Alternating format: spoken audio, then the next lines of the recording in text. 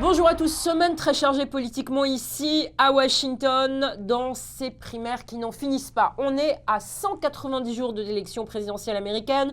On ne sait toujours pas si Donald Trump et Hillary Clinton seront les nominés, mais c'est bien parti pour les deux. Mardi dernier, il y avait 5 États en jeu dans ces primaires interminables. Sur les 5 États, Donald Trump a remporté massivement. Oui, 5 États. 5 États pour Donald Trump.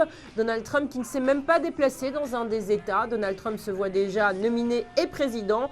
Meilleur moment de ce que Donald Trump a dit le soir de ses victoires. Écoutez. I want to thank the media. The media has really covered me very fair for the last 2 hours. Hear that, you know, he'll be presidential, he'll be not presidential, he'll do this. It's very easy to be presidential. By the way, much easier, but I'm not playing a part. Look, I started off with 17. I'm down now, I'm winning it. It's over. As far as I'm concerned, it's over. These two guys cannot win. There's no path. So why would I change? Ted Cruz, cette semaine, nous a beaucoup surpris. Il n'a pas gagné les primaires, mais il a déjà annoncé qui serait son vice-président. Oui, Ted Cruz, perdant des primaires pour le moment face à Trump, se voit déjà président et annonce son prochain vice-président. En l'occurrence, là aussi une autre surprise, une femme, Carly Fiorina. Et là où on a été encore plus surpris, c'est de voir Carly Fiorina arriver sur scène mercredi et faire ceci. I know 2 girls that I just adore.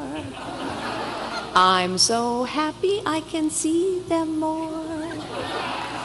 'Cause we travel on the bus all day, we get to play. We get to play. I won't bore you with any more of the song. Carly Fiorina va-t-elle pouvoir arrêter avec Ted Cruz la machine Trump? Pour la première fois, on parle plus à la télévision américaine de Carly Fiorina et de sa petite chanson que de Donald Trump. Et puis Carly Fiorina est originaire de Californie et Ted Cruz est persuadé que la Californienne Carly Fiorina parviendra à stopper la machine Trump. Donald Trump, lui, continue son petit bonhomme de chemin, c'est le cas de le dire, petit bonhomme de chemin, car il ne cesse de dénoncer la femme Hillary en disant qu'Hillary Clinton se sert d'être une femme et qu'en dehors de cela, eh bien, il n'y a aucun programme. Réponse immédiate d'Hillary Clinton. Now, the other day, Mr. Trump accused me of playing the, quote, woman card. Well, if fighting for women's health care and paid family leave and equal pay is playing the woman card, then deal me in. Oui, vous êtes surpris sans doute par le ton d'Hillary Clinton, cette dureté. Hillary Clinton qui ne cesse de continuer à hurler dans ses meetings et elle a même fait une pub pour accentuer sa dureté. Regardez. I'm fighting for all Americans, not just some, for the struggling, the striving, and the successful. No matter who you are, what you look like, what faith you practice, or who you love.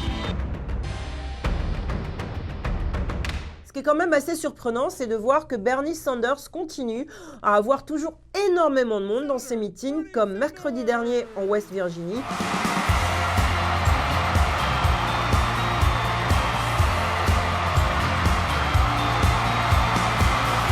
Et ce qui est encore plus incroyable, c'est de voir que Bernie Sanders eh bien, a décidé de continuer à lutter jusqu'au bout. Jusqu'au bout, ça veut dire quoi? Minimum 7 juin, date des primaires en Californie, et peut-être même jusqu'à la convention.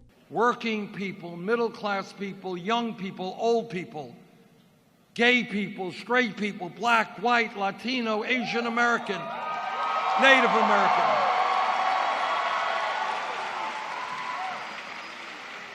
Making certain that the Donald Trumps of the world do not divide us up.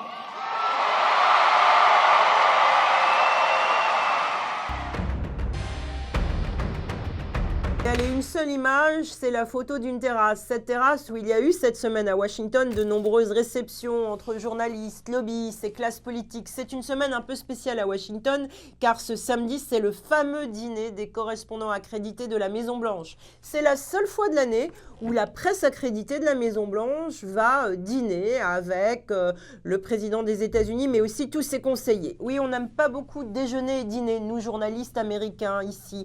On préfère poser des questions opposition dure au pouvoir, car on sait que le pouvoir nous manipule de plus en plus et notre manière de résister, eh bien, c'est d'essayer de rester le plus indépendant possible par rapport aux hommes et femmes politiques.